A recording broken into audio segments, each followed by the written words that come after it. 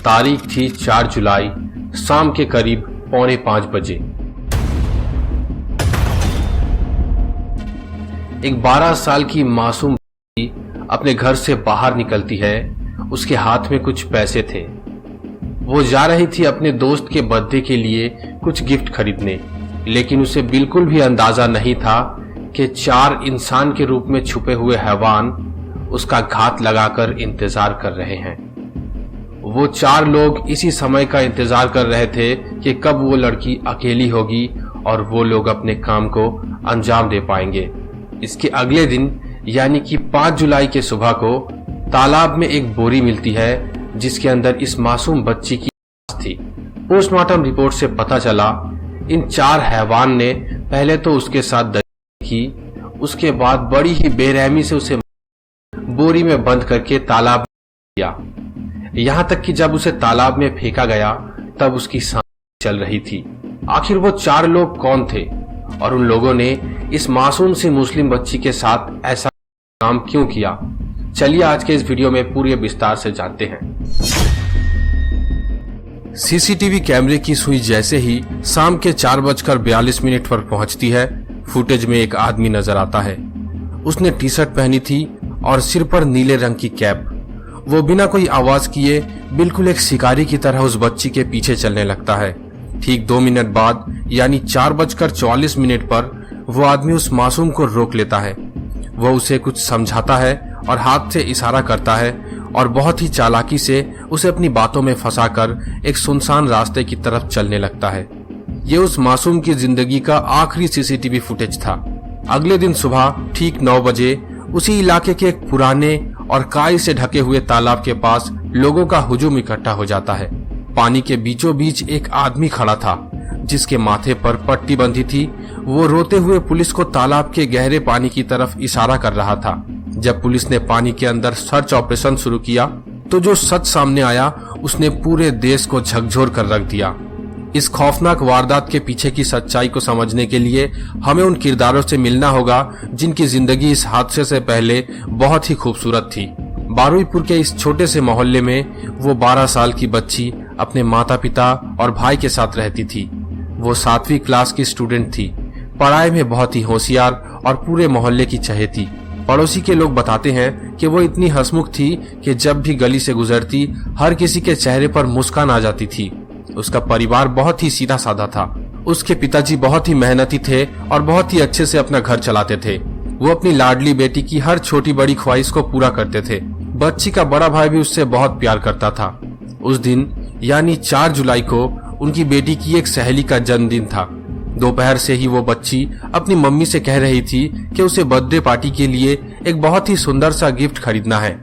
शाम के करीब 4:30 बजे वो अपने पिता से कुछ पैसे लेती है और एक सलवार सूट पहनकर खुशी खुशी घर से निकलती है। उसने माँ से कहा था, मम्मी मैं बस अपनी गिफ्ट लेकर वापस आती हूँ। माँ ने मुस्कुराकर उसे जाने भी दिया।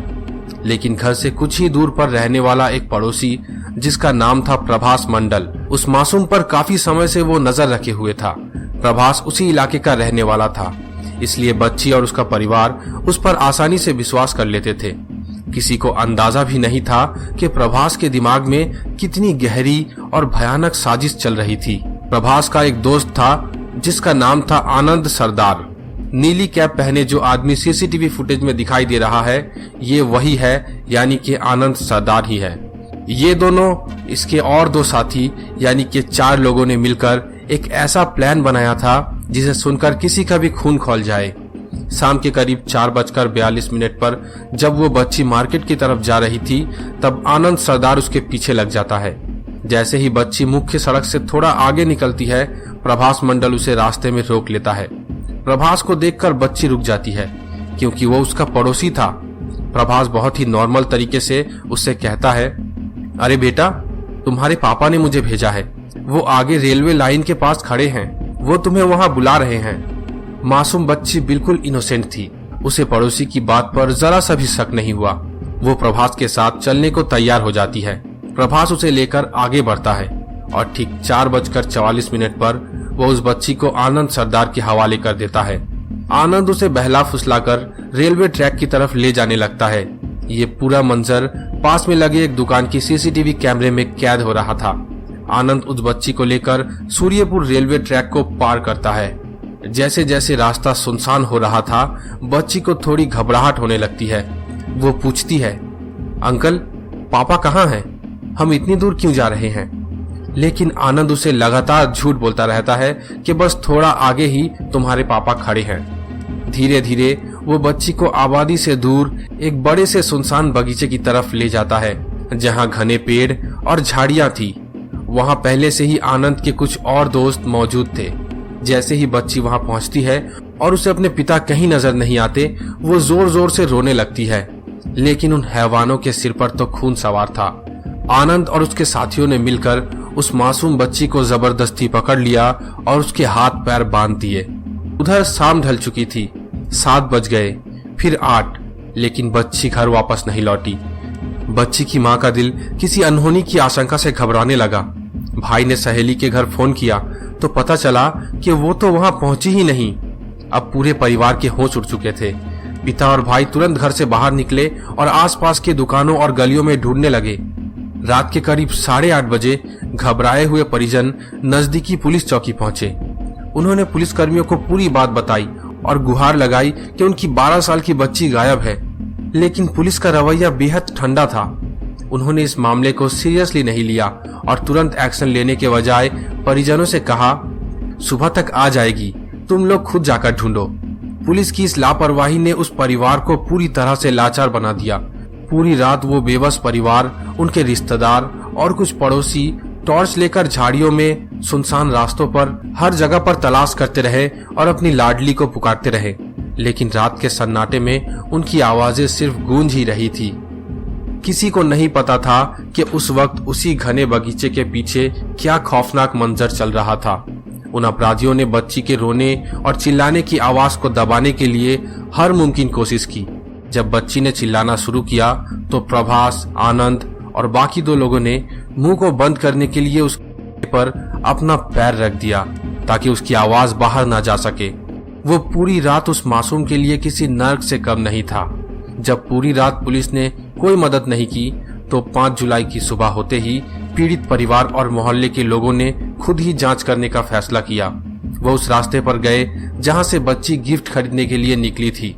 उन्होंने रास्ते में आने वाले दुकानों और घरों के मालिकों से रिक्वेस्ट की वो अपने सीसीटीवी कैमरों की फुटेज देखने दें। काफी मशक्कत के बाद एक लोकल दुकान के फुटेज में उन्हें वो सुराग मिला जिसने पूरे केस का रुख मोड़ दिया। फुटेज में साफ दिख रहा था कि उसके बेटी के पीछे नीली कैप पहना हुआ एक लड़का जा रहा था और थोड़ी दूर आगे जाने के बाद उसका पड़ोसी प्रभास मंडल भी उसके साथ ही दिखाई दे रहा था। जैसे ही लोगों ने प्रभास को इस फुटेज में देखा, उनके पैरों तले जमीन खिसक गई। सुबह के करीब 7 बज रहे थे। बिना एक पल गवाए गुस्से से भरी भीड़ परिजन के साथ प्रभास मंडल के घर पहुंचे। शुरुआत में प्रभास की बीवी ने दरवाजा खोला और कहने लगी कि प्रभास घर पर नहीं है, लेकिन लोगों ने उन पर विश्वास नहीं किया और घर की तलाशी लेने पर पता चला प्रभास घर के अंदर ही छुप कर बैठा हुआ था। जब लोगों ने उसे घेरा और सीसीटीवी फुटेज दिखाकर कड़ाई से पूछताछ की तो पहले तो वो मुकर गया। वो बहाने बनाने लगा कि वो तो बस वहां से गुजर रहा था। लेकिन जब भीड़ का गुस्सा बढ़ने लगा और लोगों ने उसे थोड़ा डराया धमकाया तो वो पूरी तरह से टूट गया। कांपती हुई आवाज में उसने आखिरकार अपना गुनाह कबूल कर लिया। उसने बताया, हाँ, मैंने ही उसे रोका था और आनंद के हवाले किया था। आनंद और उसके दोस्त उसे सूर्यपुर के पास वाले तालाब के पास ले गए हैं। प्रभास के मुंह से ये सच सुनते ही पूरे इलाके में हड़कंप मच गया। सैकड़ों की तादाद में लोग तुरंत प्रभास को अपने साथ लेकर उस तालाब की तरफ भागे। ये वही तालाब था जो चारों तरफ से झाड़ियों और काई से घिरा हुआ था। सुबह के करीब 9 बज रहे थे। प्रभास ने तालाब के किनारे खड़े होकर पानी की तरफ इशारा करते हुए कहा, हमने उसे यहीं पानी के अंदर डाल दिया है। ये सुनते ही वहां खड़े लोगों के सब्र का बांध टूट गया। कुछ नौजवान तो तुरंत तालाब के गहरे और ठंडे पानी में कूद गए। पानी बहुत गंदा था और नीचे बहुत सारी काई जमी हुई थी। करीब 15-20 मिनट की कड़ी मशक्कत के बाद पानी की गहराई से एक भारी प्लास्टिक की बोरी बाहर निकाली गई। जैसे ही उस बोरी को खोला गया, वहां मौजूद हर एक इंसान की आंखें फटी की फटी रह गई। और पूरे इलाके में चीख पुकार मच गई। उस बोरी के अंदर उसी 12 साल की मासूम बच्ची का बेजान शरीर था, जो कल शाम एक सूट पहनकर हंसती खेलती घर से निकली थी। माँ बाप अपनी बेटी के शरीर से लिपटकर जोर जोर से रोने लगे। ये नजारा इतना दिल दहला देने वाला था कि वहां खड़े मजबूत से मजबूत लोग भी अपना आंसू नहीं रोक पा रहे थे। लोगों का गुस्सा अब 7वें आसमान पर पहुंच चुका था। वे समझ चुके थे कि इस हैवानियत की हद क्या थी, लेकिन इस पूरी घटना में सबसे चौंकाने वाली बात अभी सामने आनी बाकी थी, जिसने बाद में डॉक्टरों और पुलिस को भी हैरान कर दिया। तालाब से उस मासूम बच्ची का बेजान शरीर मिलने के बाद बारुईपुर में एक भयानक तूफान आ गया था। पुलिस के सामने अब सबसे बड़ा चैलेंज था वो सभी गुनहगारों को सलाखों के पीछे पहुंचाए।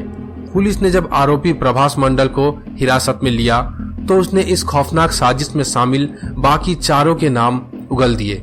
उसने आनंद सरदार, दिवाकर और एक और का नाम लिया जिन्होंने इस वारदात को अंजाम दिया था।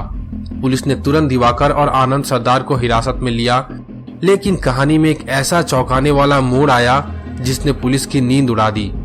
जिस वक्त पुलिस इन आरोपियों को पकड़कर स्थानीय पुलिस चौकी में लेकर आई थी, बाहर हजारों लोगों की उग्र भीड़ इकट्ठा हो चुकी थी। इस भारी हंगामे और अफरा तफरी का फायदा उठाकर मुख्य आरोपी आनंद सरदार ने पुलिस स्टेशन के अंदर एक बेहद हैरान कर देने वाला कदम उठाया। उसने पुलिस चौकी की पीछे वाली खिड़की को तोड़ दिया और वहां से भागने में कामयाब हो गया। हालांकि आस पड़ोस के सभी लोगों का दावा कुछ और ही था। वो लोग बता रहे थे कि पुलिस वालों ने जानबूझकर एक नेता के दबाव में आकर उसे जाने दिया था। एक इतने बड़े केस का मुख्य आरोपी पुलिस की गिरफ्तारी से भाग चुका था, जिसने पूरे बारुईपुर पुलिस प्रशासन पर एक बहुत बड़ा सवालिया निशान खड़ा कर दिया। आनंद सरदार के भागने की खबर से लोगों का गुस्सा 7वें आसमान पर पहुंच गया। इस भारी चूक के बाद बंगाल पुलिस और स्टेट टास्क फोर्स यानी STF तुरंत हरकत में आ गई। पुलिस को अपनी तफ्तीश के दौरान पता चला कि आनंद सरदार जब पुलिस कस्टडी से भागा था तो उसकी जेब में सिर्फ 100 रुपए थे, कि आनंद जरूर अपने किसी करीबी दोस्त या रिश्तेदार के पास पनाह लेने की कोशिश करेगा। पुलिस ने उसके पूरे फ्रेंड सर्कल्स के फोन नंबर्स सर्विलेंस में डाल दिया। इसके साथ ही मोबाइल टावर्स का डेटा निकालना शुरू किया। आखिरकार पुलिस को पुख्ता जानकारी मिली कि आनंद बारुईपुर के ही एक लोकल मार्केट में खुद को छुपाने की कोशिश कर रहा है।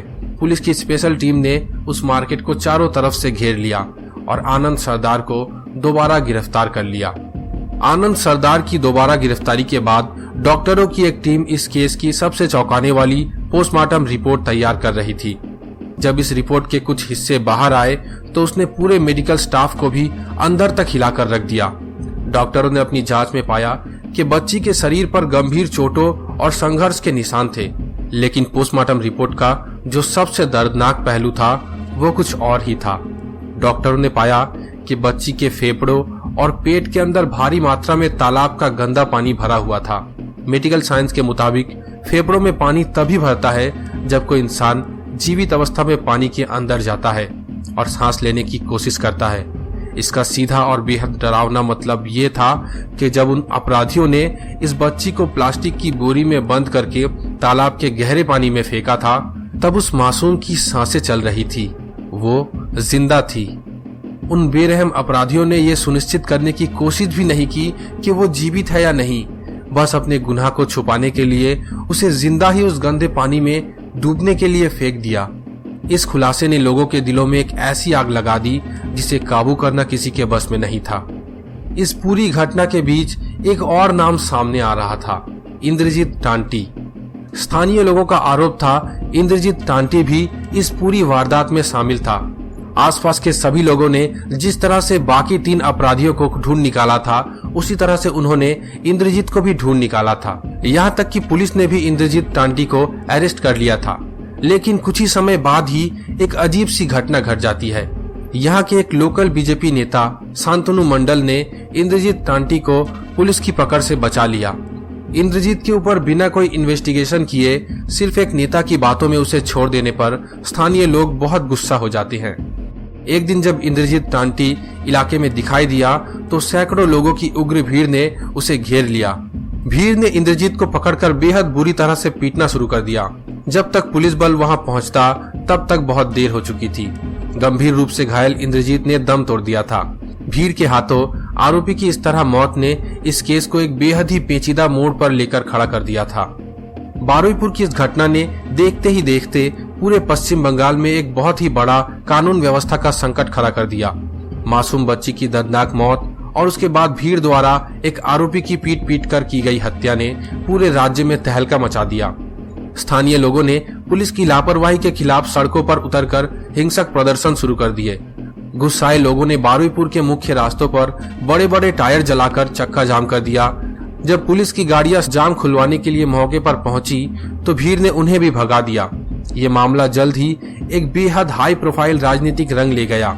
राज्य के सत्ताधारी पार्टी और विपक्ष पार्टी के बीच इस केस को लेकर एक बहुत बड़ी सियासी जंग छिड़ गई। इसी बीच विपक्षी नेता ममता बनर्जी ने घोषणा की कि वो पीड़ित परिवार से मिलने बारुईपुर जाएंगी, लेकिन इस घोषणा के बाद कोलकाता के कोलाघाट इलाके में अचानक सुरक्षा बेहद कड़ी कर दी गई। ममता बनर्जी ने दावा किया कि उन्हें हाउस अरेस्ट कर लिया गया है, यानी कि वो अब अपने घर से बाहर नहीं जा सकती।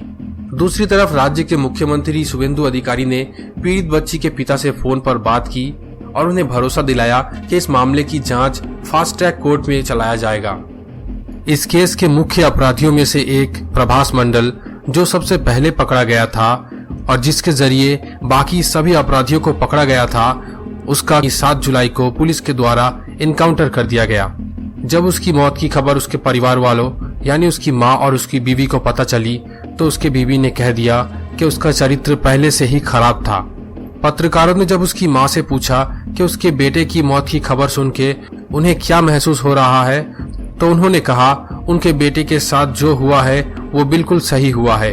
इतना घिनौना अपराध करने वालों के साथ बिल्कुल ऐसा ही होना चाहिए। बारुईपुर पुलिस ने स्थिति को संभालने के लिए एक साथ 3 अलग अलग FIR दर्ज की।